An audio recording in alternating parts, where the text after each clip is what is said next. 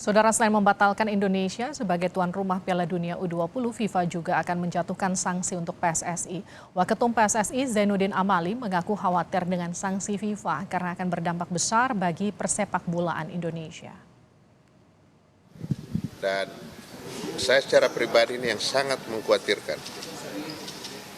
Sebab kita tahu kalau kita disanksi, maka kita tidak bisa bertanding di semua pertandingan yang diatur oleh FIFA atau semua level di dunia, Asia maupun Asia Tenggara. Kita sudah tidak bisa lagi melaksanakan FIFA Matchday.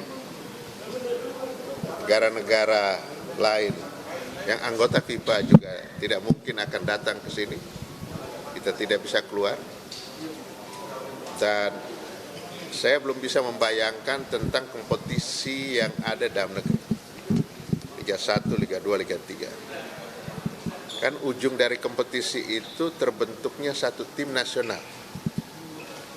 Nah, kalau tim nasional sudah tidak bisa berkompetisi di luar negeri, di dalam event-event FIFA, tentu kita tidak akan lakukan pembentukan timnas itu. Itu yang paling berat buat kita.